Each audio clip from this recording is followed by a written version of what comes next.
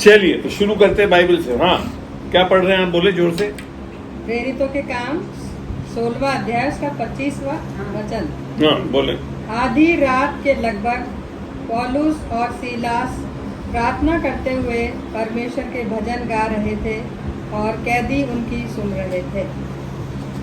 और कुछ भी पढ़ा था इसके आगे? क्या पढ़ा था? हाँ, तो इसमें क्या समझ में आया? यहाँ की आयत से क्या समझ में आया? पौलुस और सिलास, जानते हो पौलुस और सिलास कौन थे? पौलुस कौन था? नहीं था चेला, पता है आपको? चेले पौलुस नहीं थे कि 12 थे, उसमें से एक मर गया। पौलुस इस टाइम तो था ही नहीं। देखा आपने बाइबल ज्ञान?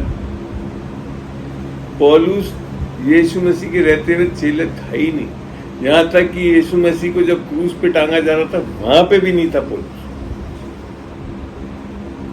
पौलुस नबी है, निस्संदेह। पौलुस का आमना सामना हुआ था, एक्स में चैप्टर 9 में लिख रखा है। जब वो कलीसिया को सताने जा रहा था तब प्रभु प्रकट हुए, है ना?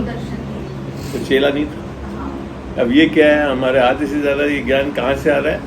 ट्रेडिशनली हम चलते हैं, हम मान लेते कि जो भी बाइबल पढ़ा रहा है वो चेला होगा। मैं भी चेला नहीं हूँ भैया, सीधी सी बता तुमको।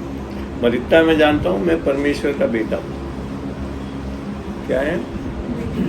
हमको बेटा बनना है, चेला नहीं बनना। आजकल ये बहुत पता चल रही है लोगों को चेले बनाने की। बाइबल में परमेश्वर आपको चेला नहीं बनाना चाहता, आपको बेटा और बेटी, बेटा बेटी बनाना चाहता है। कौन कौन है बेटा बेटी बताओ? अरे घबराते क्यों उठाते हैं यार? उठाओ ना, अच्छी तरह उठाओ। हाँ, अब मेरे को ये सवाल है, परमेश्वर का बेटा बेटी कैसे बनते हैं? बेटे तो हैं बोल रहे हैं, बने कैसे बेटे? आज कम बोलूंगा, बुलवाऊंगा आप लोगों से ही ज्यादा। बोले आप इधर साइड में अच्छे नहीं लग रहे, वहां आओ चेहरे सामने। हाँ जरा अच्छा सामने, आमने सामने मुकाबला, बाद में भीड़ हो जाएगी जब आ जाना। आप में थोड़ा सामने आओ, उस कुर्सी लेकर जरा, क्योंकि सवाल तो पूछूं आप लोगों से पूछूं। देखो एक बार शर्माना नहीं, घबराना नहीं। मैं आपकी कोई टेस्ट नहीं ले रहा हूँ यार, ठीक है? मत क्या है, मैं आपको बता दूं मैं क्यों पूछता हूँ। मैं एक बाइबल टीचर हूँ। बैठ जाए शांत होकर, कहीं पे भी जगह बैठ जाए, बाद में कर मिल लेना मेरे से। बाइबल क्लास शुरू हो गई तो बैठ जाए, क्लास में आने के बाद ज़्यादा करते नहीं है, बाद में मिलेंगे अपन सब। टीचर होने के नाते मेरा एक दायित्व बनता है कि मैं आपको कुछ सिखाऊं तो उस विषय के बारे में आप क्या समझते हैं उसको जानूं। अगर सही समझ है तो मैं आगे बढ़ जाऊंगा, सही समझ नहीं है तो पहले मेरे को उस समझ को धोना पड़ेगा, अर्थात हटाना पड़ेगा। किससे हटाना पड़ेगा? अपने विचार से नहीं, ये वचन क्या बोलता है उस विषय, तब जाकर आप सत्य को जानोगे। आगे बात, तो इसके लिए मैं सवालात करूंगा। ये आपका रोजाना नॉर्मल मीटिंग नहीं है कि 15 मिनट कोई सरमन दे दिया और उठ के चले गए। आज सही क्लास में आ गए। हाँ, क्या पूछा था मैंने इसमें? हाँ, आप कैसे बनते हो परमेश्वर के बेटा बेटी? बोलो बोलो।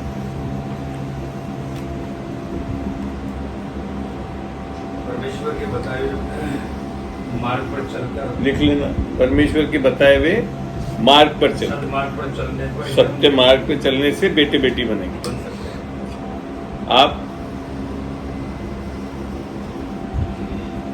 जरूरत ही नहीं है, आप विश्वास कर। क्या विश्वास करके?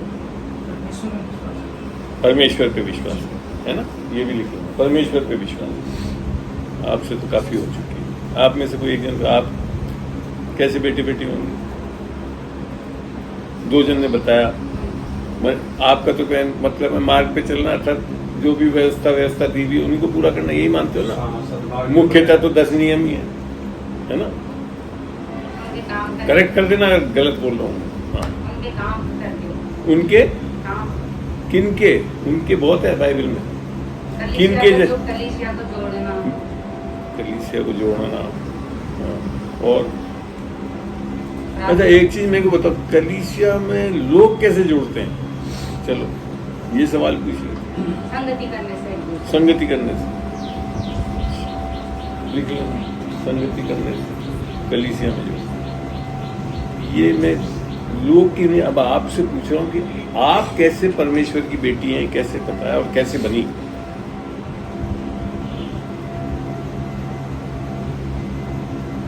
ज्यादा सोचो नहीं आता तो बोलो यार नहीं पता है।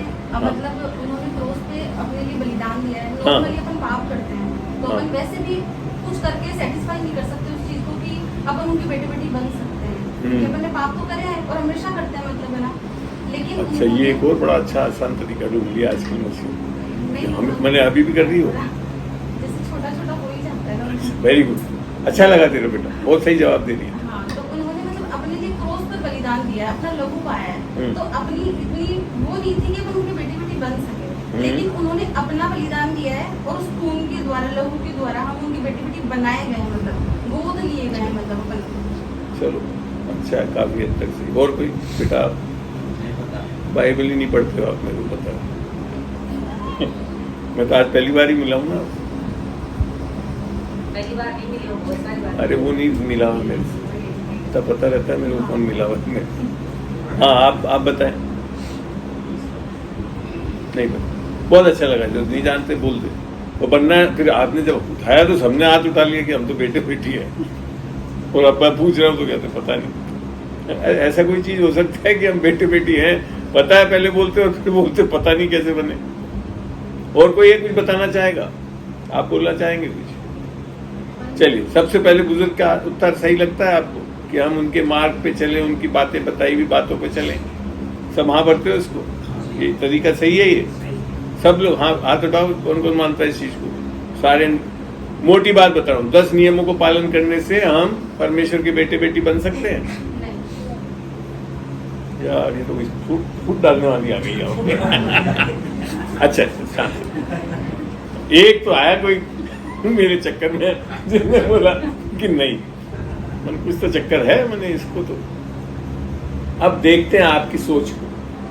इनसे तो मैं बता चुका हूँ, वापिस पढ़ के देखते हैं। 10 नियमों के लिए जब हमको बोल रहे हैं कि हमको पालन करने से हम बन सकते हैं, तो देखते हैं किस तरह की पालना चाहता है परमेश्वर। बाइबल से देखेंगे। इन आयतों को लिख भी लीजिए आप। नहीं है पेन पेंसिल तो कागज दो, कॉपी दे दो, थोड़े पेन में लिख सके, पन्ने फाड़ के दे दो, अपने डायरी वायरी दे दो। पहले दो इनको सब चीजों का। सामने जाएगा ना, पेन का वो रखा है, तब उसमें रखना। वैसे पेन और कागज ऐसी कोई कॉपी वॉपी में से दे दो। इसके लिए बेटा, मैं इसके लिए जानता हूँ कि आप लोग बहुत बार बैठ चुके हो, बहुत बार वचन सुन चुके हैं, चले जाते हो, घर जाने के बाद याद भी नहीं रहता। फिर बाइबल तो पढ़ते ही नहीं हो कई बार, और कुछ नहीं तो रोजाना तो पढ़ते ही नहीं हो। तो जब रोजाना नहीं करोगे तो पता ही क्या पड़ेगा कि क्या लिखा हुआ है? क्योंकि आपको ध्यान है, प्रेरितों में भी जब लोग, नबी लोग और वो लोग सिखाते थे, तो लोग बाग घर जाकर क्या करते थे? वचन को देखते थे, ढूंढते कि लिखा है। तो ये मत मान लेना कि अंकल ने बोला तो सही है। वचन में होना चाहिए वो चीज। अगर वो नहीं जाना तो सब फल्लाबाज है।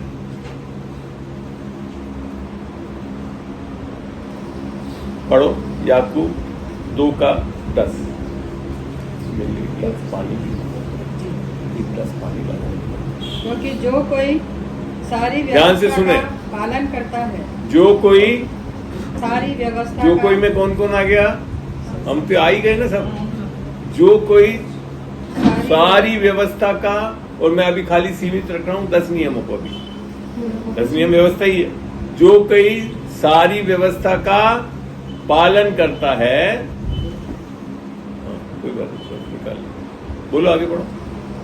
सारी व्यवस्था का पालन करता है, परंतु एक ही बात में चूक जाए तो वो सब बातों में दोषी रह चुका है। मैं नहीं बोल रहा हूँ भैया,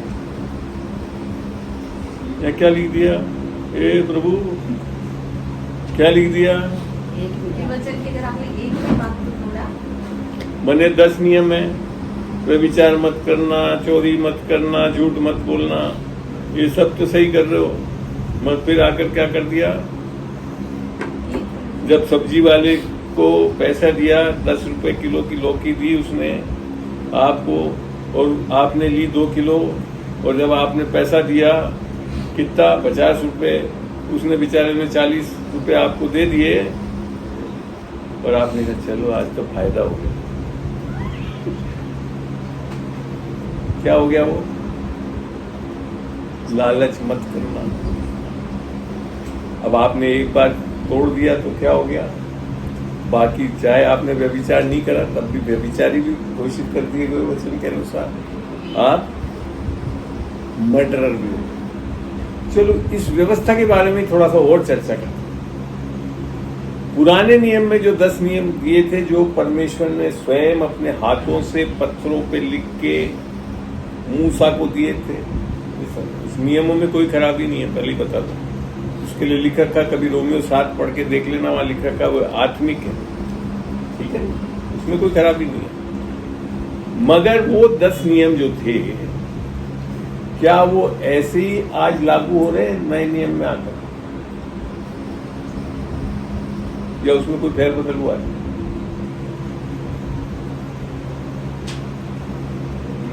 बताने के लिए ये बात बोल रहा हूं। आपने बोल तो दिया बड़े आसानी से कि नियमों का पालन करें फलाना, मगर अभी यही नहीं पता कि 10 नियम नए नियम में आकर कैसे हो गए, तो क्या पालन करोगे? बात समझ में आ रही है? एडिशन बदल गया ना किताब का, लॉ में भी तो चलता है कई बार। देखे नए नियम में क्या हो गया? बोलना मत्ती 5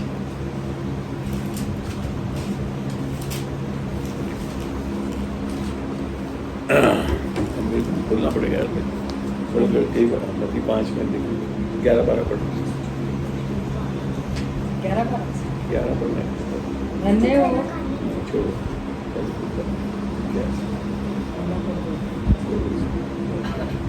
व्यवस्था की, चल पढ़ो। ये न समझो कि मैं व्यवस्था या भविष्य वक्ताओं की पुस्तकों को लोप करने आया हूँ। तुम सुन चुकोगे पूर्व काल। हाँ, ये सब यहाँ से क्या वर्ष बताओ, नंबर बताओ। 5 का 5 उसकी 21वीं आयत को पढ़ रही है। तुम सुन चुके हो कि पूर्व काल के लोगों से कहा गया था। पूर्व काल अर्थात पुराने नियम वाले लोगों से कहा गया था, बल्कि लिख के दिया गया था, हत्या न करना। हत्या न करना, ये 10 नियम में है ना, है? हत्या न करना 10 नियम का नियम है। अब क्या बोल रहा है यीशु मसीह? और जो कोई हत्या करेगा वह कचहरी में दंड के योग्य होगा। अब आगे क्या लिखा है? परंतु मैं तुमसे ये कहता हूँ कि जो कोई अपने भाई पर क्रोध करेगा वो कचहरी में दंड के योग्य होगा। सर जी एक्सप्लेन करें लीगली क्या हुआ, ये बदलाव क्या हो गया, क्या हो गया बताओ। लॉ पुराने नियम में लिख रखा था जो वास्तविकता में जाकर हत्या करता है तब कचहरी में दंड के। अब आपने अपने भाई को गाली दे दी तो आप क्या हो गए? दंड के युग, हत्यारे हो गए। पता है आपको 10 नियम पुराना जैसा नहीं छोड़ा यीशु मसीह ने। आगे थोड़ा सा और पढ़ना। परंतु मैं तुमसे ये कहता हूँ कि जो कोई अपने भाई पर क्रोध करेगा वो कचहरी में दंड के योग्य होगा, और जो कोई अपने भाई को निकम्मा कहेगा वह महासभा में दंड के योग्य होगा। अब समझ में आ रहा है हम लोग कितना बड़ा पाप करो। ये यीशु मसीह ने बनाया, ऐसे नहीं है कि मती ने लिख दिया। यीशु मसीह बोल रहा है स्वयं। और जो कोई कहे अरे मूर्ख, वह नरक की आग के दंड के योग्य होगा। अब खाली हत्या करने से नहीं है, खाली बोलने भी कह दिया कि आपने क्या कर दिया, हत्या का पाप कर दिया। और थोड़ा अगले वाले पास पैरा आगे पढ़ो। इसीलिए यदि तू अपनी भेंट वेदी पर लाए, पढ़ो इसको नीचे आ इसमें से नीचे पढ़ो, मैं बताता भी जाऊंगा। बोल हाँ बोल पढ़ो जाए। जब तक तू अपने मुद्दई के साथ मार्ग ही में है। एक ऐसा नीचे पढ़ेंगे, जल्दी मत करो। क्या मत्ती 5 का क्या खोल रखा है? 21 हिंदी में खोल रखा है। ठीक।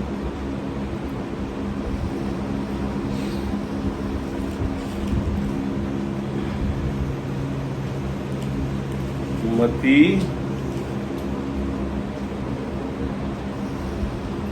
5 का क्या कौन सा पढ़ रही थी आप? 21 पढ़ रही। ठीक है ना। अब आओ आप प्यार करने के लिए लिख रखा होगा।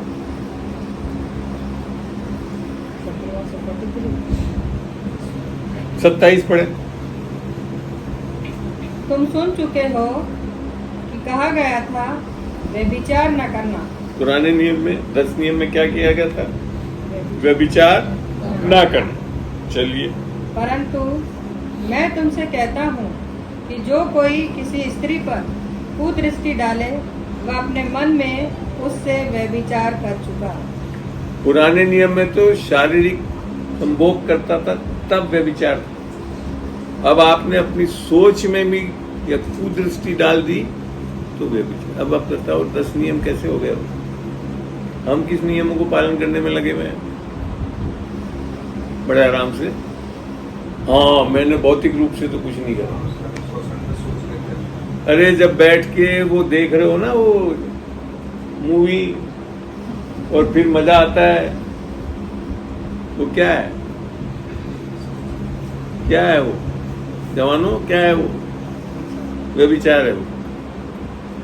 शारीरिक रूप से करना ही नहीं, सोच से भी कर सकते हो व्यभिचार। आगे और पढ़ो, 1 मिनट।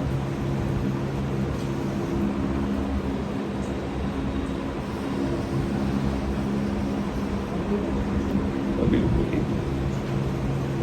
33 पढ़ो। ये छोड़ 33 विषय बहुत है, खैर सभी हैं, मैं वो दिखाना चाहता हूँ।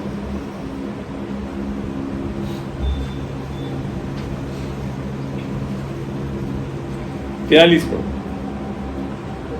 तुम सुन चुके हो कि कहा गया था अपने पड़ोसी से प्रेम रखना और अपने बैरी से बैर।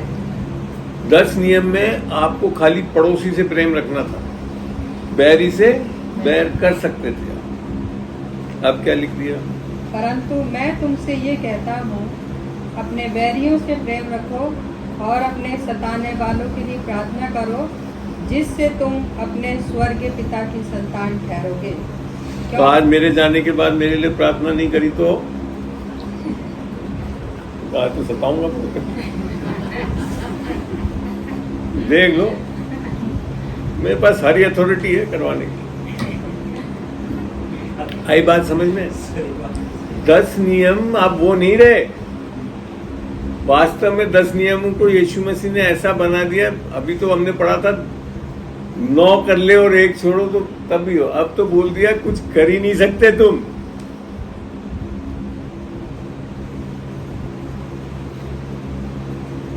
अब बताओ, आप बोल रहे थे ना मार्गों पे चलेंगे, कैसे चलोगे? कैसे बचोगे? कैसे बेटे बेटी बनोगे?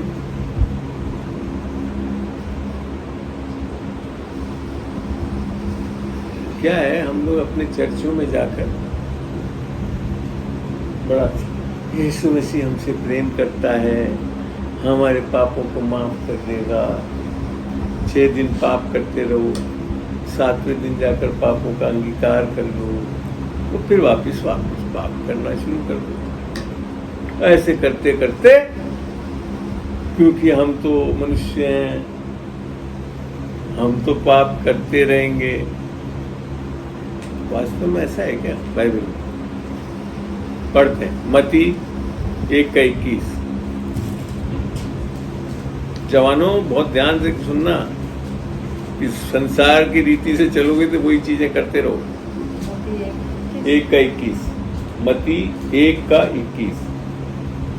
मत्ती का एक चैप्टर नहीं लगेगा। हाँ ठीक, हाँ। वह पुत्र जनेगी और तू उसका नाम यीशु रखना, क्योंकि वे अपने लोगों का उनके पापों से उद्धार करेगा। तो धीरे धीरे बोलेगी तो कुछ नहीं आएगा। वो पुत्र जनेगी, उसका नाम यीशु रखना, क्योंकि वे उनके लोगों को पाप से। हम क्या कर रहे हैं? 6 दिन पाप करते रहेंगे, 7वें दिन जाकर अंगीकार कर लेंगे, माफी मिल जाएगी, फिर क्या? ऐसा लिख रखा है। हम लोग पापों में परमेश्वर द्वारा हमारे को बचाने की सोच रहे हैं।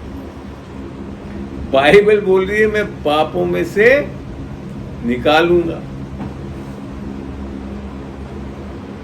अब बताओ फिर कैसे बेटे बेटी बने?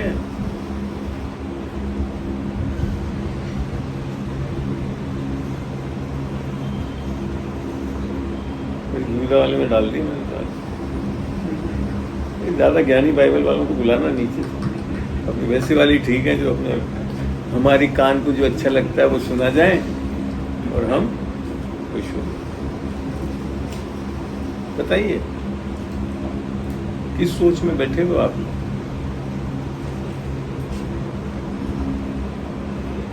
अब सोच के बताओ कि क्या करें फिर?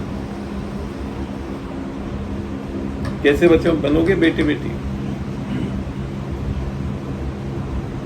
अच्छा, बाइबल के हिसाब से क्या लिख रखा है कि कैसे पता पड़ता है कि हम बेटे हैं या बेटी? बाइबल में कोई आयत मिली आपको जिससे पता पड़ रहा है कि हम बेटे बेटी हैं? लोगों के मत मान चले हाँ क्योंकि हमने मसीह को। बाइबल से जानना चाहिए बेटे बेटी है कौन। कौन है बेटे बेटी? परमेश्वर की हैं?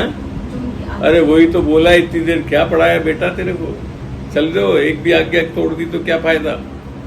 अच्छा चलो और दिखाता हूँ आज्ञाओं के बारे में, आप लोगों को इतना लग रहा है। गलतियों 3:10 खोल दो, वो पढ़ो, आगे तक पढ़ेंगे धीरे धीरे। गलतियों 3:10। इसीलिए जितने लोग व्यवस्था के कामों पर भरोसा रखते हैं, व्यवस्था के, आपने क्या बोला? आज्ञाओं का पालन करना। व्यवस्था के कामों को पर भरोसा रखते हैं, वे सब शाप के अधीन हैं। हे प्रभु क्या लिख दिया ये?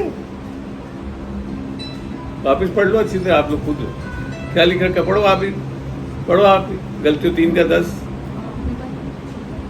हाँ इसमें तो है।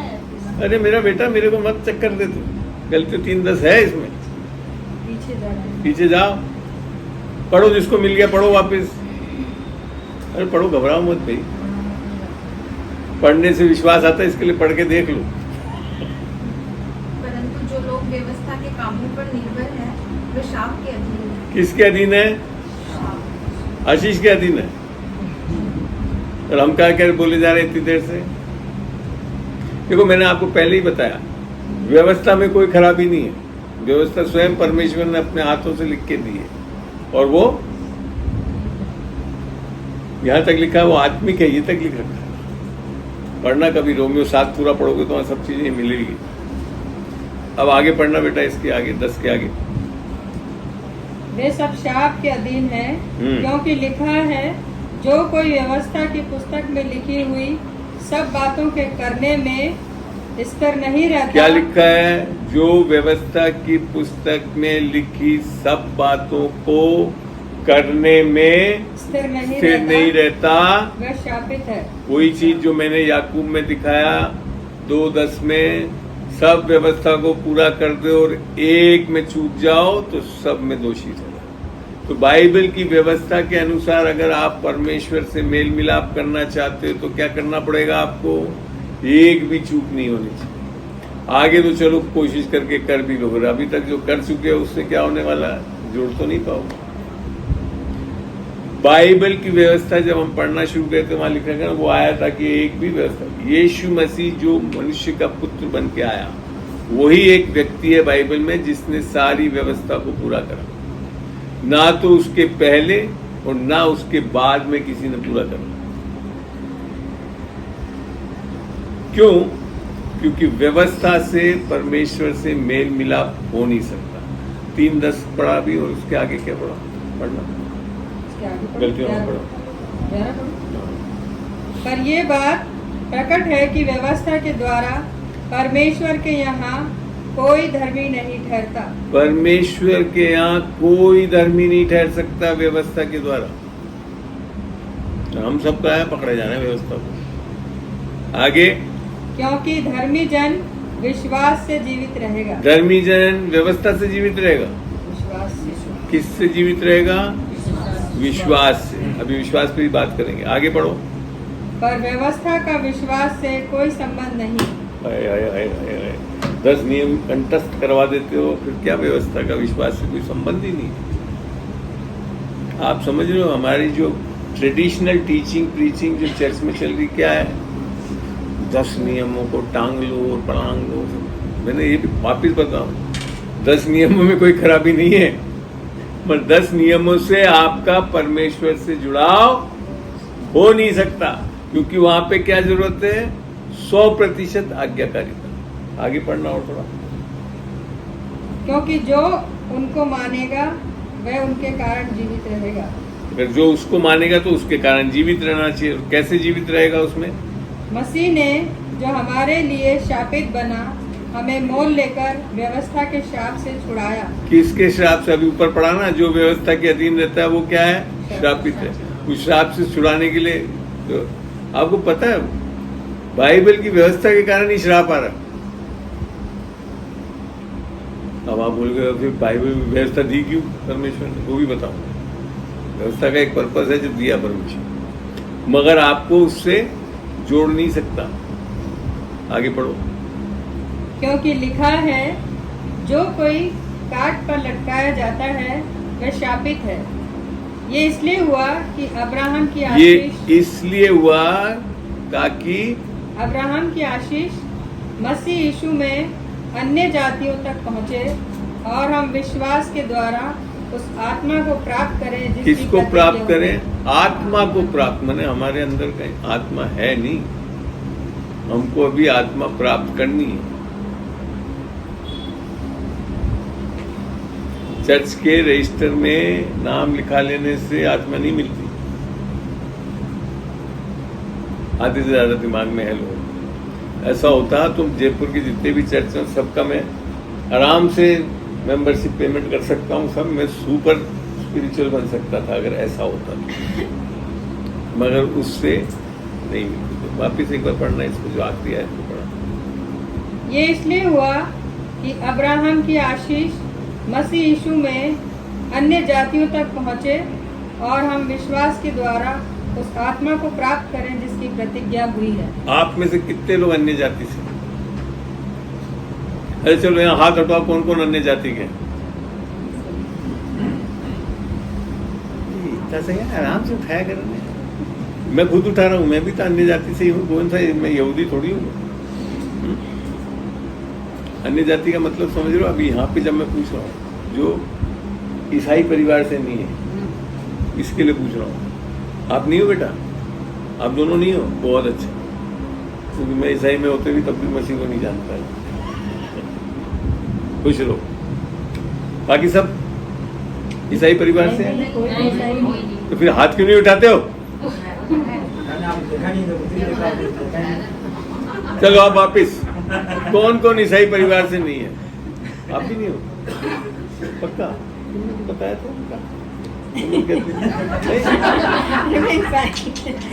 मैंने अभी तक आप लोगों को आइडेंटिटी नहीं पता। ए भाई, ऐसे लोगों के बीच में लाकर बिठा दे तो वो हो गया ना, जो क्या कहते हैं इसको फॉलो करता है। वो ईसाई नहीं होता, वो मसीह होता है। समझो इस चीज को। ईसाई और मसीह में बहुत फर्क है। मैं पहले ईसाई था, 98 में मसीह बना। ईसाई परिवार से, माँ बाप पूरे ईसाई, ऑल सेंट चर्च का मेंबर आज भी हूं। ऐसी बात नहीं कि नहीं हूं, मैं मसीह नहीं था। मसीहत में और ईसाईयत में बहुत फर्क है। ईसाई धर्म है, मसीहत रिश्ता है। आई बात समझ में? इसके लिए पूछूंगा बार बार, क्या आप मसीह हैं या स्टिल, या इवन अन्य जाति से आए खाली ईसाई बन के रह गए तो बेकार है। फिर तो अच्छा था वहीं दिया जलाते रहते, यहाँ आकर कैंडल जलाने लग जाओ, है ना? यही तो हो रहा है। वहां पे मूर्ति के मत्था टेकते थे, यहाँ क्रूस के मत्था टेकने लग जाओ। ये धर्म परिवर्तन अच्छा है, नहीं करना चाहिए। तो बेचारा मोदी जी करवा रहे हैं। मैं तो फेवर में हूं मोदी जी कि लोगों का धर्म परिवर्तन करने से कोई फायदा नहीं। ईसाई धर्म में और अन्य धर्म में कोई फर्क नहीं, तो कोई बदलाव भी नहीं आता। मसीह बनने में बहुत बड़ा बदलाव आता है, और मसीह में चलने वाला कभी भी धर्म में नहीं चल रहा। क्योंकि मसीह में चलना ही बेटा बेटी होने का ज्ञान है। गलतियों 3 का 9 पढ़ना बेटा। इसीलिए जो विश्वास करने वाले हैं 3 का 9 पढ़ रहे हो, इसका 2 आयत ऊपर से, 2 आयत ऊपर से, हाँ 7 से। अतः ये जान लो कि जो विश्वास करने वाले हैं वे ही अब्राहम की संतान हैं। अब आ रही बात संतान की। और पवित्र शास्त्र ने पहले ही से ये जानकर कि परमेश्वर अन्य जातियों को विश्वास से धर्मी ठहराएगा। किससे ठहराएगा? व्यवस्था से धर्मी ठहराएगा, विश्वास से धर्मी ठहराएगा। पहले ही से अब्राहम को ये सुसमाचार सुना दिया कि तुझ में सब जातियां आशीष पाएंगी। यहाँ एक शब्द आया सुसमाचार, है ना? और कब आशीष मिलती है? सुसमाचार। व्यवस्था से तो क्या आता है? श्राप आता है। और हम सब अभी भी, आप लोग आधे से ज्यादा मानसिकता तो क्या है, वही व्यवस्था को पकड़े हुए। मसीह के बीच में आज भी श्राप का कारण क्या है पता? व्यवस्था ही है। पाप से भी बढ़कर है, आपसे तो आता ही। सुसमाचार क्या है?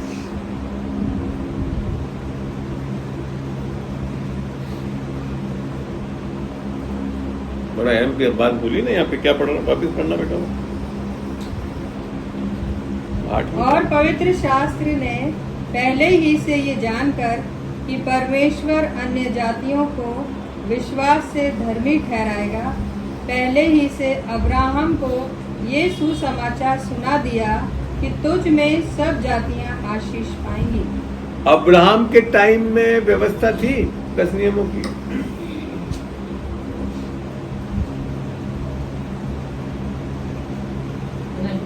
नहीं थी ना।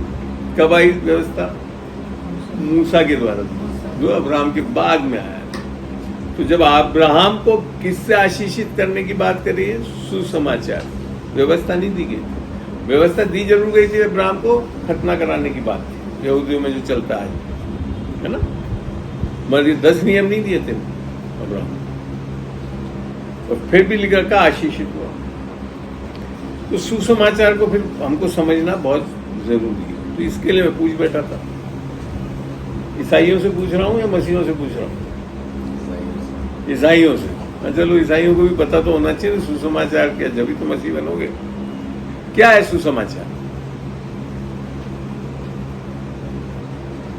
तो आगे बढ़ूंगा ही नहीं यार। प्रभु यीशु मसीह हमारे लिए मारे गए, हाँ, गाड़े गए, हाँ, तीसरे दिन जिलाए गए। ये सुसमाचार। ये सही बोलती भी है क्या? सबको काट देती है? बताओ, ये सही है क्या? ये नहीं, डाउट लग रहा है लोगों को। मेरे को तो डाउट लग रहा है, ये लोग तो नहीं बोल रहे हैं। तू तो इधर आ जा मेरे पास।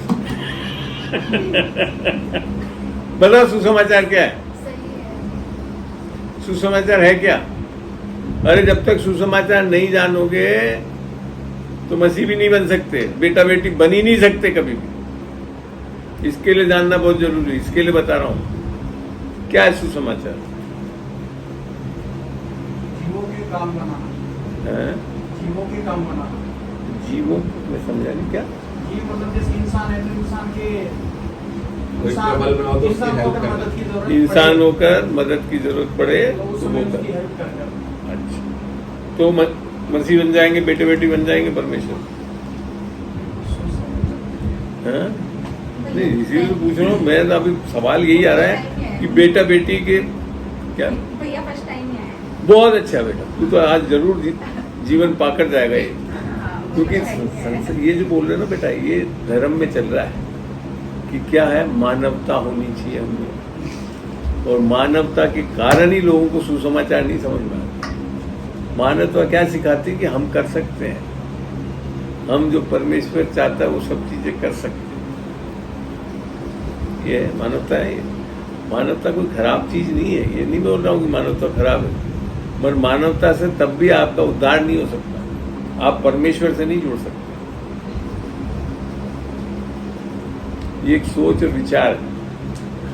तो करते भी संसार में कर, आपका जितना भी वो चलता है ना, महावीर वालों का, विकलांगों का, कैंसर का, सब बेचारे यही कर रहे हैं, अच्छा काम ही कर रहे हैं, बुरा काम थोड़ी कर रहे हैं। देखो धर्म में चलने वाले ऐसा नहीं है कि बुरे काम करते रहते हैं, अच्छे काम ही करते हैं, मगर तब भी उद्धार नहीं पाते, परमेश्वर से मेल मिलाप नहीं हो पाता है, तब भी बेटे बेटी होने का हक नहीं मिलता। ये समझाना चाहता हूँ।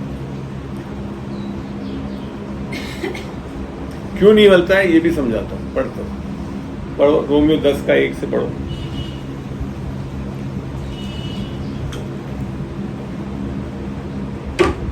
हे भाइयों, मेरे मन की अभिलाषा और उनके लिए एक मिनट, ये सब इतने सीरियस हो गए, लगता है कि भागने वाले हैं।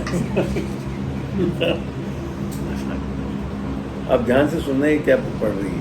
हे भाइयों, मेरे मन की अभिलाषा और उनके लिए परमेश्वर से मेरी प्रार्थना है कि वे उद्धार पाएं। तो आज भी मेरी क्या प्रार्थना है कि यहाँ जितने भी बैठे हुए हैं वे सही ढंग से उद्धार पालें। आमीन। चलिए आगे बढ़ते हैं। क्योंकि मैं उनकी गवाही देता हूँ कि उनको परमेश्वर के लिए धुन रहती है। क्या लिख रखा है? परमेश्वर के लिए। धुन रहती है। जब यहाँ बैठे हो और सुन रहे हो आप, सही लोग हो आप बचने के लिए। आप भी आए ना बेटा, धुन जब तो आए हो, है ना, सही पात्र हो यहाँ आने वाले। बाइबल भी यही बताती है, और इनको भी जब मैंने रुका लिया, सही पात्र है यहाँ पाने के लिए। आगे, परंतु बुद्धिमानी के साथ अब नहीं। क्या प्रॉब्लम आ रही है?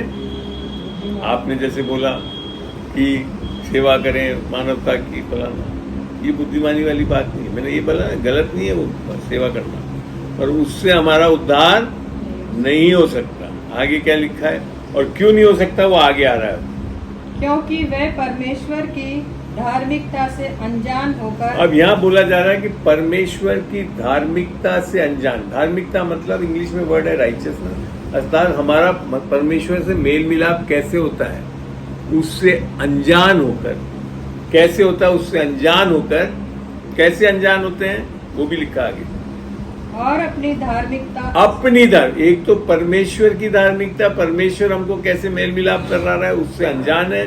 उसका अनजान होने का कारण कि अपनी धार्मिकता स्थापित करने का यत्न करके परमेश्वर की धार्मिकता के अधीन न हुए।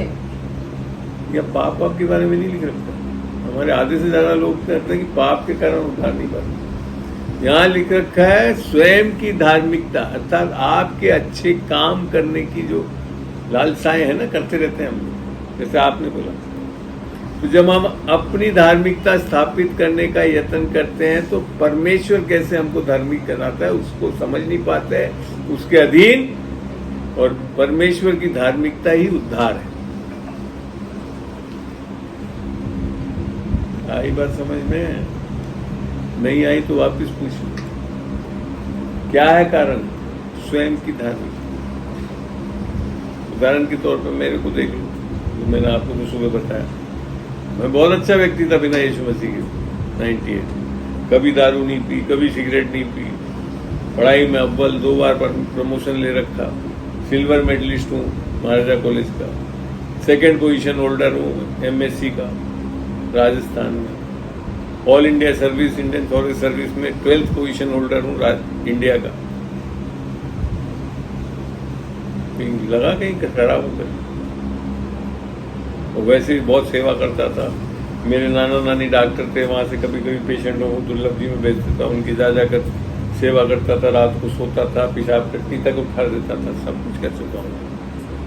मतलब भी परमेश्वर की धार्मिकता के अधीन नहीं हुआ, क्योंकि समझ में ही नहीं आएगी। परमेश्वर की धार्मिकता तो बिल्कुल अलग है, ये कर लेने से नहीं होता, क्योंकि अच्छे कर्मों के कारण आपका उद्धार नहीं हो सकता। क्यों नहीं? और स्वयं की धार्मिकता कहां से आती है पता है आपको? जब हम व्यवस्थाओं का पालन करते हैं, अर्थात कामों कर्मों को करने में लगते हैं, वो स्वयं की धार्मिकता। ये एक मुख्य कारण है जो लोग उद्धार नहीं पाते यीशु मसीह, क्योंकि वह अपने आप पर भरोसा करते हैं। देखते हैं परमेश्वर ने बाइबल में से बताते हैं लूका 19:9 खोलना बेटा।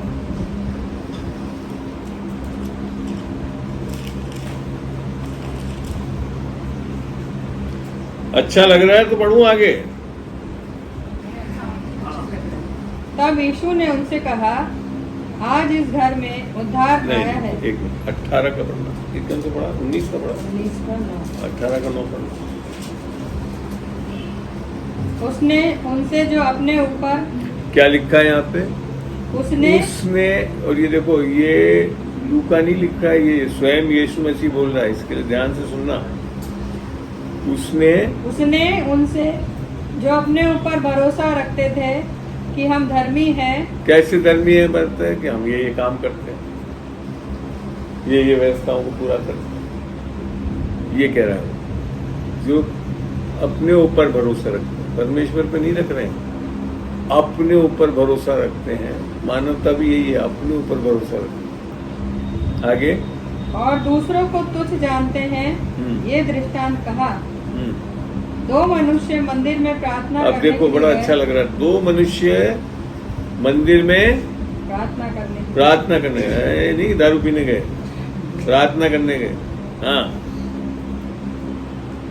गए। एक फरीसी था और दूसरा चुंगी लेने वाला। एक फरीसी था और दूसरा चुंगी लेने वाला। ठीक है, आगे सुनते हैं। फरीसी खड़ा होकर अपने मन में यूं प्रार्थना करने लगा। अब क्या कर रहा है वो? फरीसी खड़ा होकर मन में यूं प्रार्थना करने लगा। अर्थात प्रार्थना के लिए बाइबल में लिख रखा ना कि हमको प्रार्थना करनी चाहिए, तो बाइबल का काम कर रहा है ना। हैं? हैं? सही, पक्का? अच्छा, प्रार्थना करने लगा। हाँ, मैं तेरा धन्यवाद करता हूँ। बाइबल में लिख रखा हमको धन्यवाद करना चाहिए। क्या कर रहा है ये अभी भी? पहले तो प्रार्थना कर रहा है, धन्यवाद कर रहा है। आगे, कि मैं दूसरे मनुष्य के समान अंधेर करने वाला, अन्यायी और व्यभिचारी नहीं। अर्थात 10 नियमों का भी पालन करना। व्यभिचार नहीं करना 10 नियम में ही लिख रखा था। ठीक है सर, आगे। और ना इस चुंगी लेने वाले के समान हूँ। उस टाइम के जब चुंगी वाले जो है ना, मैं भी था जैसे गवर्नमेंट ऑफिसर, क्या करते रहते हैं आजकल के अखबार में आता ना, आज उसको एसीडी वालों ने पकड़ लिया आपने। वो होते थे चुंगी लेने वाले। कैसे वाले थे? जो कठोर रिश्वतखोरी, पैसा। आगे बढ़े। उसने ये भी बता दिया, मैं तो उस जैसा तो हूँ ही नहीं, जो दूसरा आदमी आया हुआ था ना प्रार्थना करने वाला, वैसा नहीं हूँ मैं। और आगे, मैं सप्ताह में 2 बार उपवास रखता हूँ। कितने बार? 2 बार। उपवास लिखना बाइबल में सही बात बताइए। इसमें जिन्हें भी करा था, ये अभी भी क्या काम कर रहा है? सब बाइबल की कर रहा है ना। आगे, मैं अपनी सब कमाई का 10वांश भी देता हूँ। अरे गजब। परंतु एक मिनट, अभी तक कोई ऐसी बात बोली जो बाइबल में से नहीं कर रहा। आगे, परंतु चुंगी आप लेने बोल रहे वाले परंतु चुंगी लेने वाला दूर खड़े होकर। मने वो तो आज तो, उस टाइम तो मंदिर बोला जाता था, आज कलीसिया में वो आया ही नहीं, बाहर ही खड़ा है। खड़े होकर स्वर्ग की ओर आंखें उठाना भी न चाहा। हाँ, मैंने उसकी हिम्मत भी नहीं हुई स्वर्ग के ऊपर। वरन अपनी छाती पीट पीट कर कहा, हे परमेश्वर, मुझ पापी पर दया कर। मैं तुमसे कहता हूँ। अब ध्यान दो, उसने क्या करा? खाली उसने ये गिनाया, मैं प्रार्थना करता हूँ, विदाई की देता हूँ, ऐसा कुछ नहीं बोला। उसने कहा मुझ पापी पर दया कर। फिर क्या लिखा है इस मसीह ने, क्या बोला? मैं तुमसे सच कहता हूँ कि वे दूसरा नहीं, परंतु यही मनुष्य, ये मनुष्य जो बाहर खड़ा है, कलीसिया में भी नहीं घुसा, प्रार्थना भी नहीं करी, धन्यवाद भी नहीं दिया, धर्मी ठहराया जाकर अपने घर गया। वो धर्मी ठहराया जाकर, मेरे को तो जज गया है, यीशु मसीह तेरे को तो कोर्ट में खड़ा कर बेचारा। वो सारी बाइबल की चीजें कर रहा है वो फरीसी, उसको बोल दिया तेरे को तो धर्मी ही ठहरा हुआ है, वो धर्मी ठहर गया। नहीं लगता कितना अन्याय हो रहा है? अब समझ में आ रहा है स्वयं की धार्मिकता क्या है। आगे बात समझ में। हम लोग भी बहुत होम कलीसिया जाते हैं, मैं ये नहीं बोल रहा हूँ वचन नहीं पढ़ते हैं, मैं वचन नहीं पढ़ने के लिए नहीं बोल रहा हूँ, क्योंकि सारा चीज वचन से ही पढ़ा रहा हूँ आपको।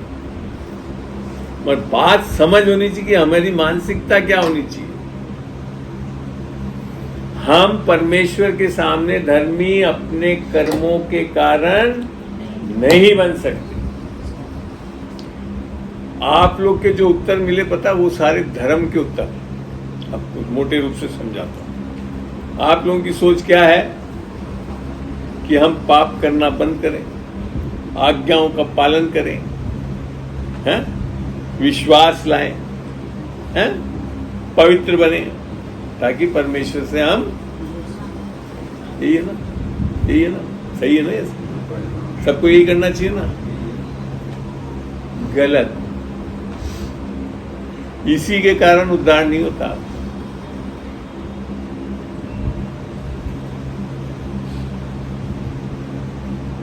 अगर कोई जूते उते मारने आ रहा तो बता दो यार, चले जाऊं। कि किसको लिया हमारा सारा कंसेप्ट फंडा ही खराब कर दिया है।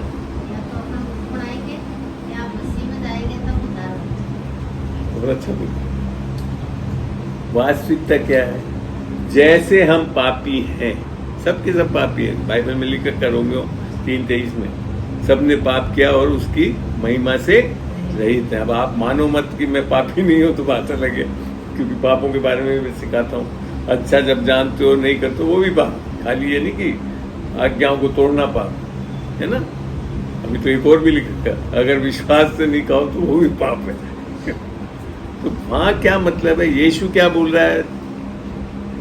जैसे हम पापी हैं, यीशु के पास आए, वो हमारे पापों को माफ करता है, विश्वास देता है, अपनी आत्मा देता है, क्योंकि उसने आपके पापों के लिए अपने ऊपर ले लिया, उसका दंड सह लिया, लहू बहाया, ताकि हम निष्पाप हो जाए, माफ मिल जाए और हमको यीशु की आत्मा मिल जाए। और आत्मा पाकर हम अच्छे काम करें। अच्छे काम करके उद्धार नहीं होता। आई बात समझ? ये है सुसमाचार। बोलते तो हाँ यीशु मसीह हमारे पापों के लिए मारा गया, गाड़ा गया, कर क्या रहे हो? हाँ हम पाप छोड़ेंगे, अच्छे काम करेंगे, विश्वास लाएंगे, पवित्र बनेंगे। फिर कहाँ वो उद्धार करता हो? फिर तो आप स्वयं अपने उद्धार करता होगे।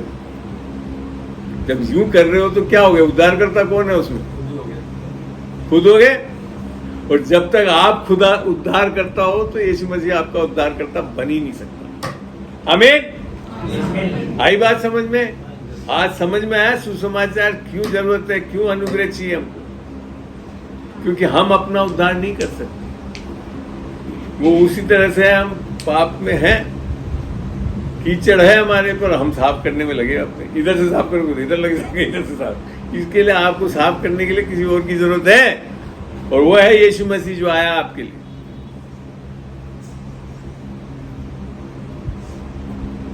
अब समझ में आया? बाकी सब क्या है? धर्म है। ये करो, वो मत करो, बाइबल पढ़ो, वो सब करोगे, करने से उद्धार नहीं होता। उद्धार कैसे होता है? बाइबल में लिख रखा है, पढ़ो इफिसियों 2:8। समझ में आ रहा भाई? हैं? आज उद्धार पाओगे कि नहीं पाओगे? हैं? यस, 100% मिलेगा, मगर वचन पे आधारित होना चाहिए। 2:8 पढ़ो। क्योंकि विश्वास के द्वारा अनुग्रह ही माने इसके अलावा और कुछ ही शब्द जब हो जाता है, माने इसके अलावा और कुछ चीज नहीं जोड़ सकते। विश्वास के द्वारा अनुग्रह ही से तुम्हारा उद्धार हुआ है। व्यवस्थाओं को, कामों को करने से नहीं हो सकता। और ये घरों में जाकर बाइबल की मीटिंग में बैठने से उद्धार नहीं होता। अनुग्रह और विश्वास से होता है। आगे फिर क्या लिख रखा है? और ये तुम्हारी ओर से नहीं, ये भी तुम्हारी ओर से नहीं, माने हमारा उसमें नहीं है कुछ। फिर वरन परमेश्वर का दान है। क्या है? बेटा इधर आना, खड़ो। हाँ, आज तेरे उदाहरण से समझाऊं, इधर खड़ो। तेरे को कभी अब तेरी मम्मी पापा ने बोला फर्स्ट डिवीजन लाएगी तो साइकिल मिलेगा या कुछ मिलेगा, बोला ऐसा? आज अभी आ गए क्या इसकी दादा दादी, कोई आ गया? आ गए हैं? बोले है ना? हाँ ना, बोलते हैं ना।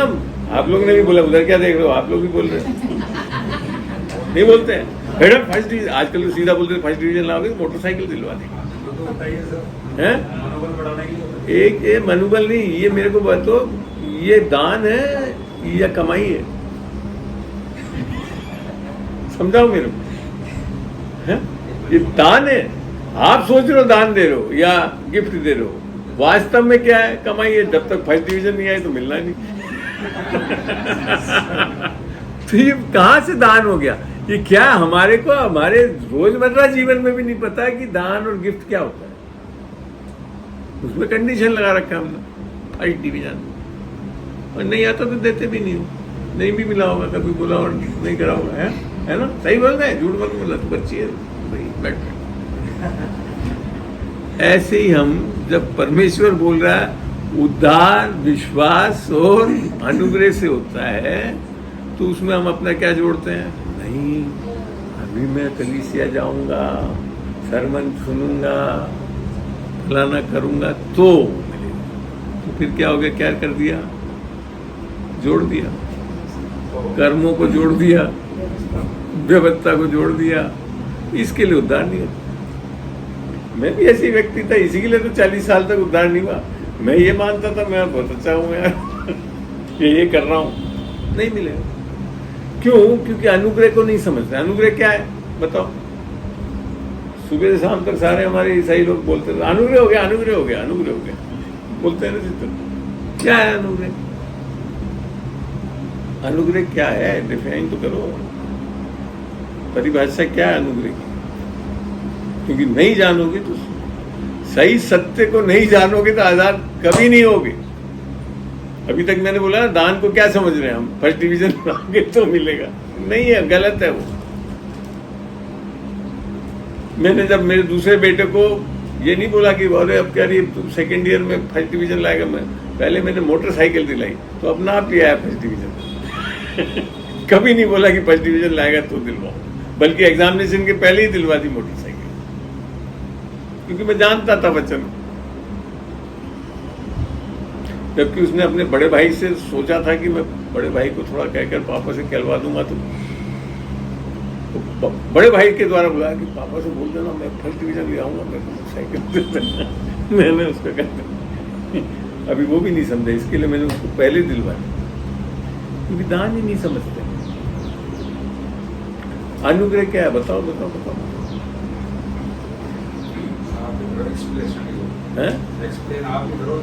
अरे पहले मैंने क्या बोला? मैं टीचर हूँ, पहले तो आपके दिमाग में क्या घुसा हुआ है? कूड़ा करकट वो साफ नहीं करूंगा तो अनुग्रह भी नहीं समझा रहा। पहले बताओ तो सही, क्या मानते हो अनुग्रह? आधे से ज्यादा मैं बता दूं ईसाई, अरे गाड़ी मिल गई, घर मिल गया, अनुग्रह, अनुग्रह। अगर वो अनुग्रह है तो आज अंबानी और अडानी बेचारे अच्छे अनुग्रह में है। आप और हम नहीं है। फिर अगर ये अनुग्रह है तो वो अच्छे हैं, वो है असली मसीह। फिर तो आप और हम कहाँ हैं? अनुग्रह क्या है? बाइबल से देखते हैं। रोमियो 11:6। आप बड़ी सीरियस हो गए, समझ में नहीं आ रहा है, कुछ दिक्कत आ रही है? और आसान कर दूंगा फिर। मैं ये नहीं चाहता कि कोई समझे नहीं, समझ ले अच्छी तरह। क्या है पढ़ना बेटा? यदि ये अनुग्रह से हुआ है, यदि ये अनुग्रह से हुआ है तो फिर कर्मों से नहीं, फिर कर्मों से मैंने अनुग्रह के साथ कोई कर्म नहीं जुड़ सकता। नहीं तो अनुग्रह फिर अनुग्रह नहीं रहा। जैसे ही आपने फर्स्ट डिवीजन बोल दिया वो फिर दान नहीं रहा। जैसे ही आपने कोई कर्म, आप बाइबल पढ़ोगे, प्रार्थना करोगे, फिर क्या हो गया? फिर अनुग्रह नहीं हुआ। तो हो रहा हमारे कलीसियाओं में ये सब चलता रहता है। आप बाइबल पढ़ना शुरू कर दो, आप प्रार्थना करना शुरू कर दो, आप तब अनुग्रह होगा। गलत है। आगे बढ़ाओ। इसीलिए परिणाम क्या हुआ, यह कि इसराइली जिसकी खोज चलो, में थे, समझ में आ गया। अनुग्रह डिफाइन कर दिया कि कोई भी कर्म जोड़ दिया तो अनुग्रह दिया। तो अब ये समझे आप, आपका उद्धार किससे होता है? अनुग्रह विश्वास, उसमें कोई कर्म नहीं आ सकता। आपकी यहाँ तक कि ढंग से कोई एक जो प्रार्थनाओं को करने लगते हैं, सब पापों को अंगीकार करने लगते, इससे नहीं होता। वो केवल अनुग्रह और विश्वास है। अनुग्रह क्या है कि जो यीशु मसीह ने हमारे लिए कर दिया, हम आए भी नहीं थे इस संसार में, उससे पहले अपने प्राणों को दे दिया ताकि हमारा उद्धार हो सके। हमारे आए बिना परमेश्वर ने कुछ कर रखा है। अगर मेरे आने के बाद कुछ करे, मेरी कुछ करने से वो करे, वो अनुग्रह नहीं है। आई बात समझ? हम क्या सोच रहे हैं कि हम बहुत अच्छी आज प्रार्थना कर लेंगे तो परमेश्वर खुश होकर हमको अनुग्रह दे दे।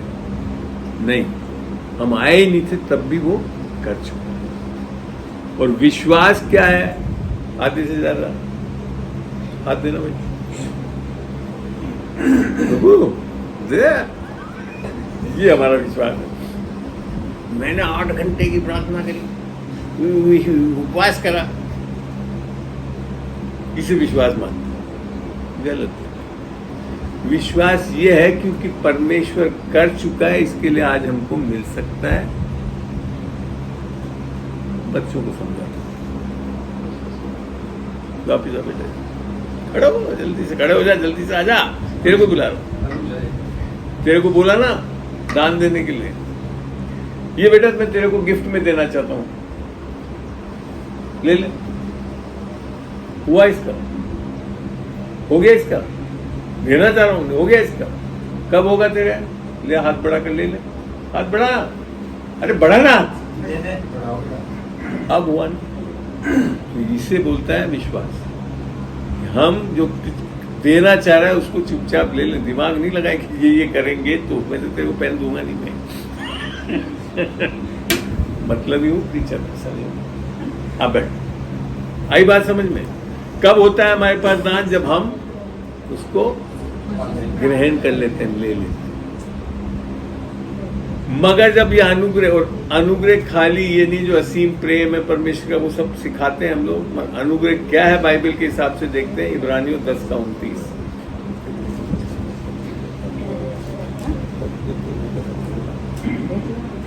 मेरे तो रात को सुबह 2 बजे तक यहाँ पे गिर गिरा जाए। आंटी का तो कुछ आया नहीं ना, इन लोग के लिए हिसाब से। हाँ हाँ, वो भी करो। आज ये समझ जाएंगे तो आधे से ज्यादा सवाल ही खत्म। 10:29, इब्रानियों 10:29।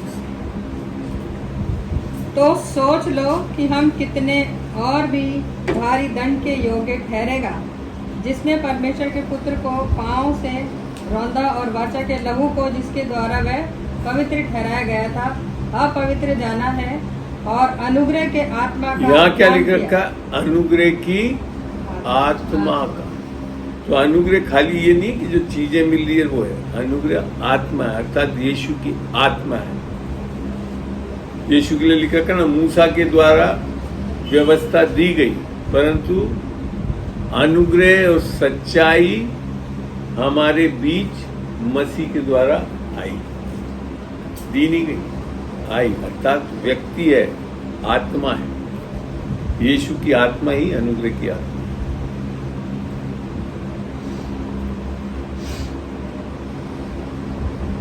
ये आपका घर बन गया, इससे नहीं होता।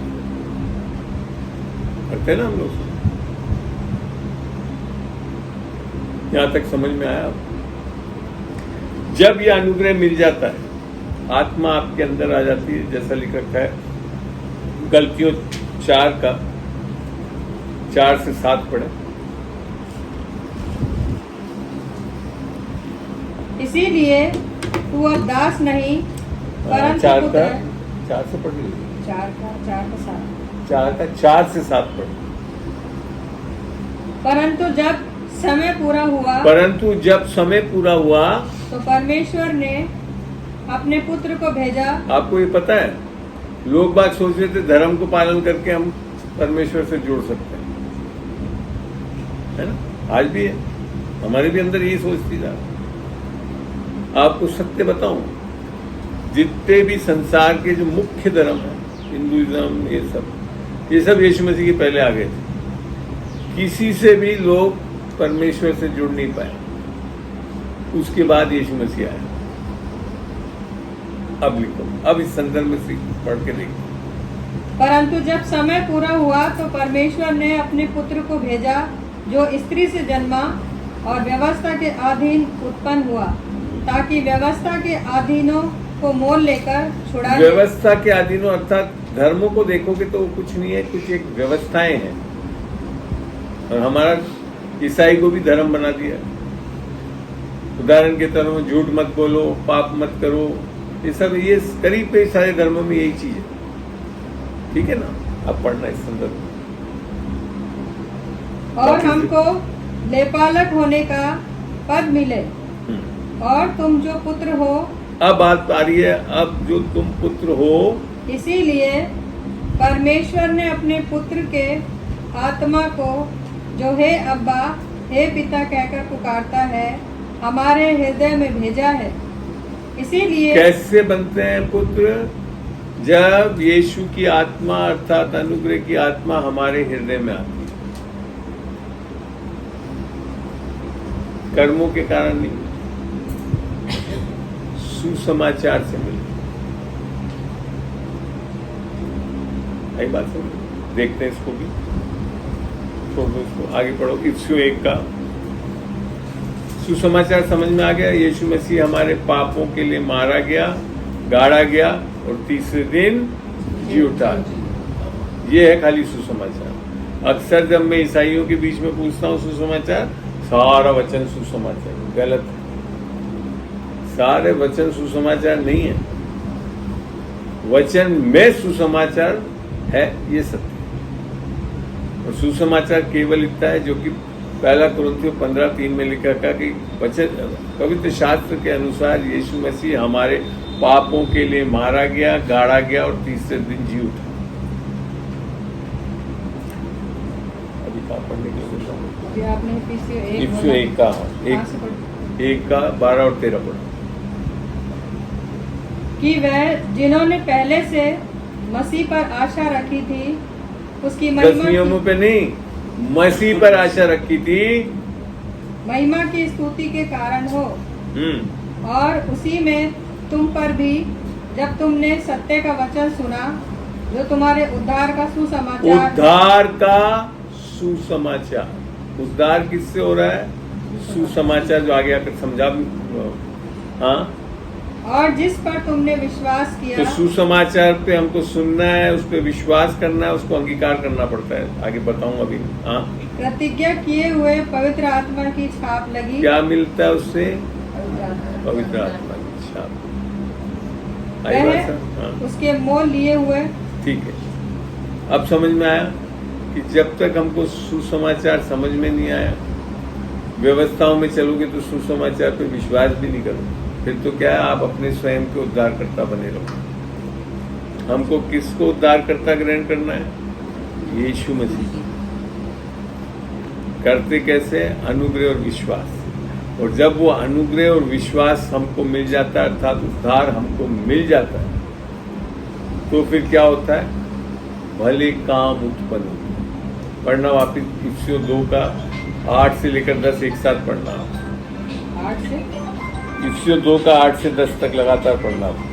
एक बार पढ़ चुके क्योंकि हैं। विश्वास के द्वारा अनुग्रह ही से तुम्हारा उद्धार हुआ है, और ये तुम्हारी ओर से नहीं, वरन परमेश्वर का दान है, और न कर्मों के कारण, ऐसा ना हो कि कोई घमंड करे। तो आप अपने कर्मों से उद्धार पाओ तो घमंड करो, प्रभु मैं तो कितना अच्छा बन गया, कोई फायदा नहीं।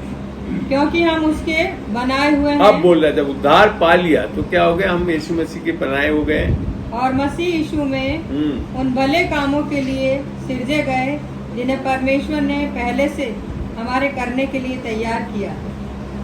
1998 तक ऐसी बात नहीं है, मैं बहुत अच्छा काम कर रहा था सर, ऑल इंडिया सर्विस में था, सब कुछ था, पर तब भी इसके लिए सजा नहीं गया था। आज जो कर रहा हूँ उसके लिए मैं सजा गया। यही बात समझ। परमेश्वर की योजना हम सबके लिए क्या है कि हम उद्धार पाएं और परमेश्वर के राज्य में काम हो।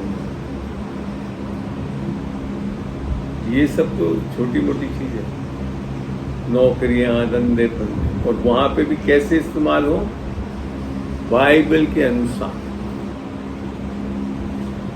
उसकी सामर्थ्य लेकर चलने वाली। ये खाली किसको समझ में आया, मैंने आपको बताया था शुरू में उदाहरण, बाइबल में क्या एडवाइस दी गई है, या तो पौलुस जैसे, या क्योंकि पौलुस यीशु मसीह, उसके बारे में पढ़ते हैं इफिसियों 2:20। हाँ, गलतियों 2:20, इफिसियों नहीं सुन, गलतियों 2:20, गलतियों 2:20।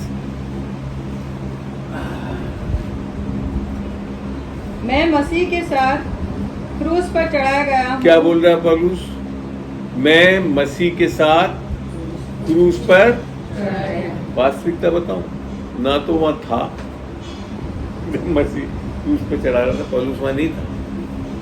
मैं बता, उसको तो मुलाकात कब हुई, जब प्रेरितों की किताब में लिखा 9 में जब वो जा रहा था दमस्क की तरफ, तब प्रभु प्रकट हुआ।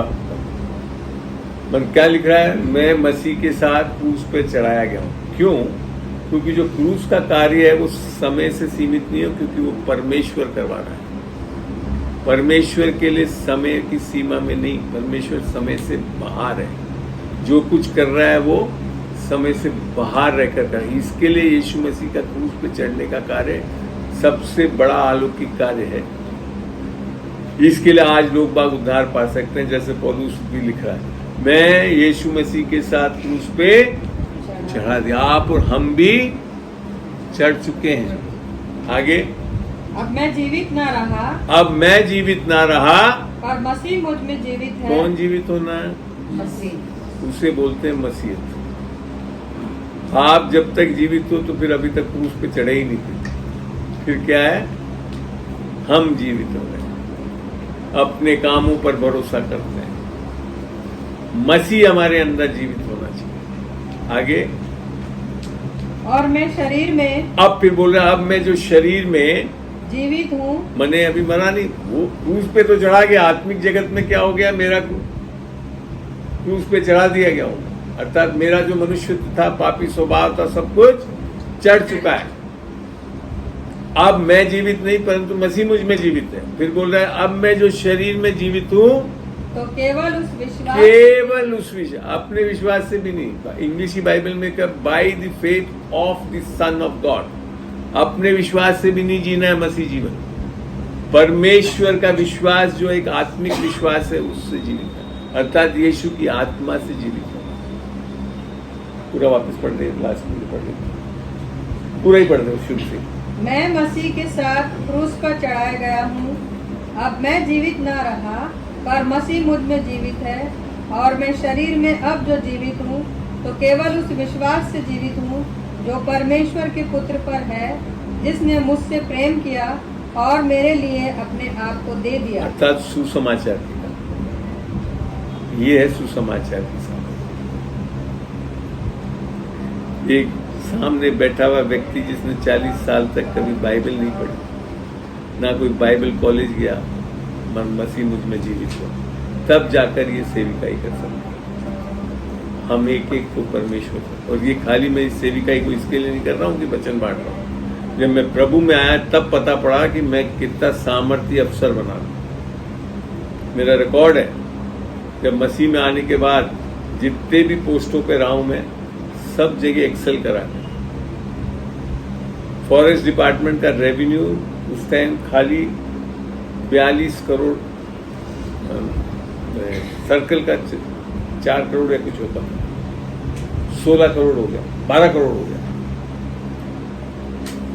प्लांटेशन विंग में रहा, 1 लाख हेक्टेयर का प्लांटेशन उसके पहले कभी नहीं कराया किसी ने, न बाद में अभी तक कराया। अपने वर्क क्षेत्र में मैंने देखा परमेश्वर का अनुग्रह कैसे काम करता। Member secretary pollution control board, जहाँ पे रेवेन्यू 1.5 करोड़ होती थी, मेरे ज्वाइन करते 4.5 करोड़ हो गई। जब मैं वहां से निकला तो 36 करोड़ का बैलेंस रहा उसके अकाउंट में। आज तक, उस टाइम ग्रांट इन एड लेते थे गवर्नमेंट से, जब जाकर तनख्वाह दे पाते थे। आज वो इंडिपेंडेंट बोर्ड है जैसा कि नियम में चाहिए, और वो बढ़ता जा रहा है, आज तक कम नहीं हुआ। आप हट भी जाओगे ना तो एक अभिषेक रहेगा उस जगह, उसे बोलते हैं मसीहत। ये नहीं कि 6 दिन तो मरे पिटे उल्टे सीधे आटा में नमक नमक ये सब करते रहे तो फिर भी कोई जीवन। मैं मसीह में आज इसके लिए प्रचार इसके लिए नहीं कर रहा हूँ कि मैं बहुत अच्छा बाइबल पढ़ने लग गया है फला। मैंने अपने जीवन में मसीह को काम करते हुए देखा।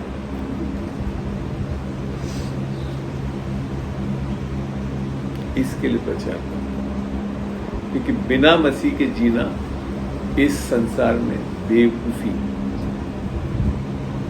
और यीशु मसीह आपको खाली चर्च में बिठाने नहीं आए, आप जहां रहो वहां पे आशीष का कारण बन जाओ, उन्नति करेगा। मेरे गवर्नमेंट को मैं बाद में फिर वापस ऐसी पोस्ट पे आया जो रेवेन्यू से संबंधित थी। जब तक 45 करोड़ की होता था तो मेरे सबऑर्डिनेट ऑफिसर्स भी थे, मैंने उनसे बुलाकर पूछा, मैंने कहा इस वर्ष कितना होगा? मेरा 45 की ज़्यादा खींच तोड़ कर लो तो 50 करोड़। मैंने कहा नहीं, डबल से ज़्यादा होगा, 105 करोड़ की रेवेन्यू। मुख से आप जो बोलोगे ना, वो परमेश्वर आपकी उस चीज़ों को उठाए रखता है, क्योंकि जानता हूँ मैं वैसे। विश्वास का जीवन ये है।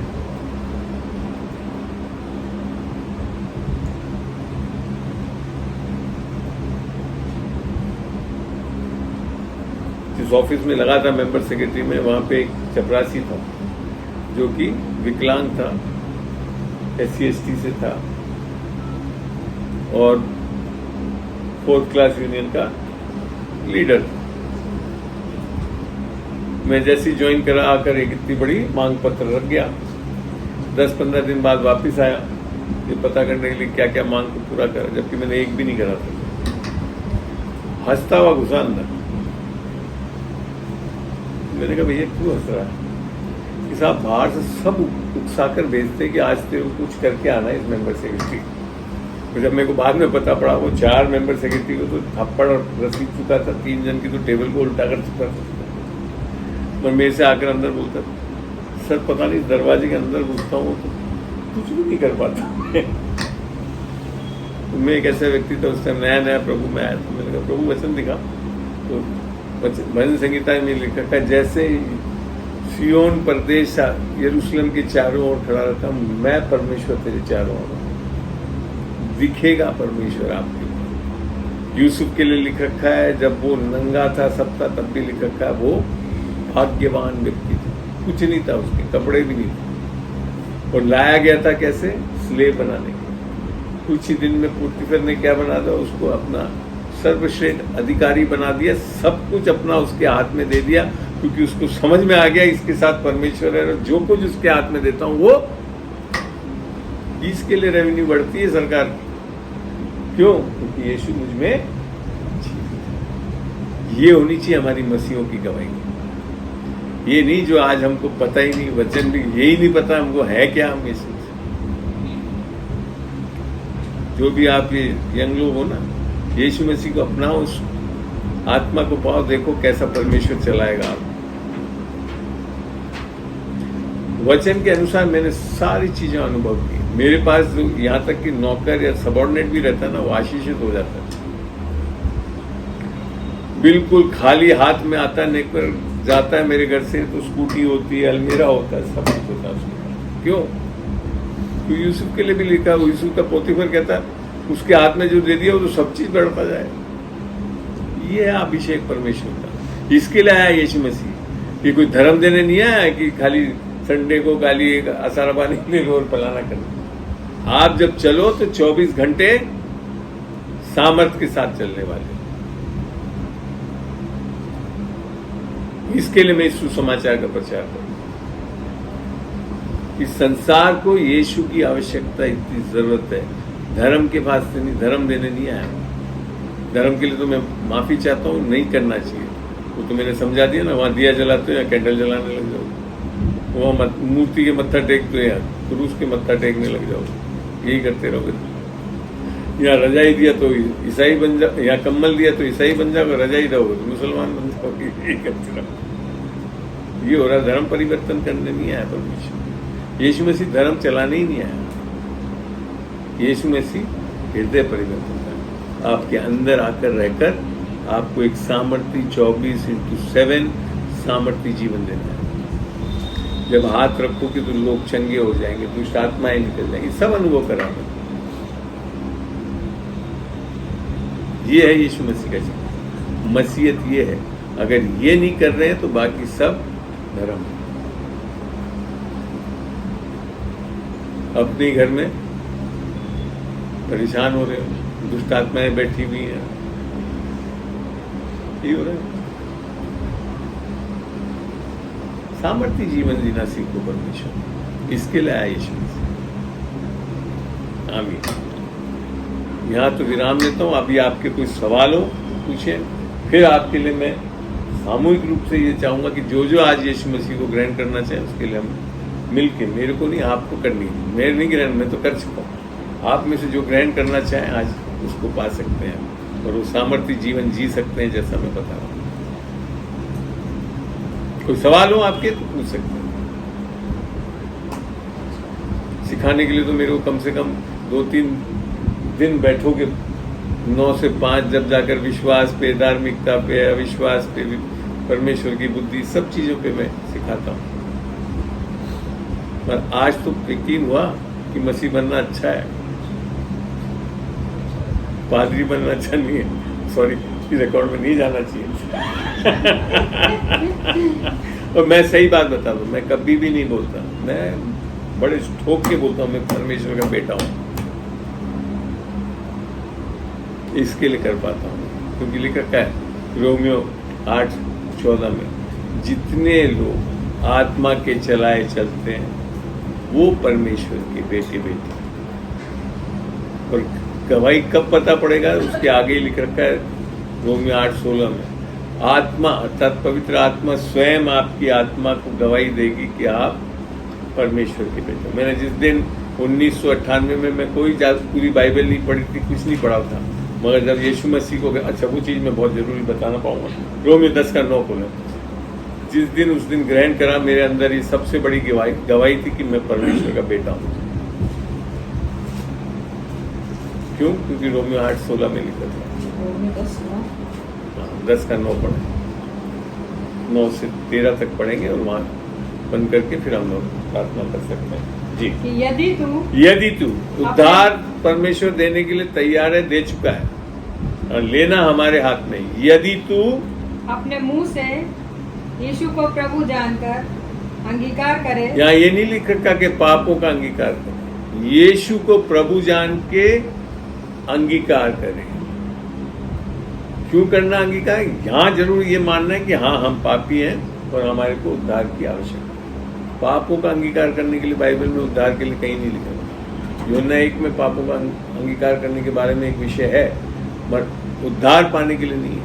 हमको खाली ये मानना है कि हम पापी हैं, इसके लिए उद्धार की आवश्यकता है। तो यदि हम यीशु को प्रभु जान के मुख से अंगीकार करें और अपने मन से विश्वास करें कि परमेश्वर ने उसे मरे हुओं में से जिलाया, शॉर्ट फॉर्म में लिखा कर, यीशु मेरे पाप के लिए मारा गया, गाड़ा गया और तीसरे दिन जी उठा, तो तू निश्चय उद्धार पाए।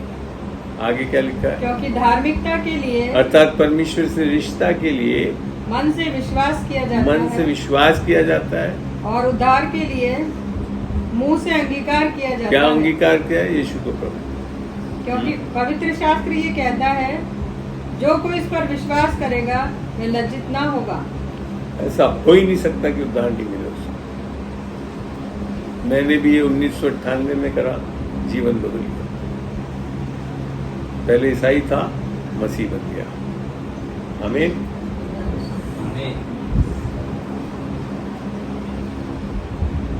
कोई सवाल?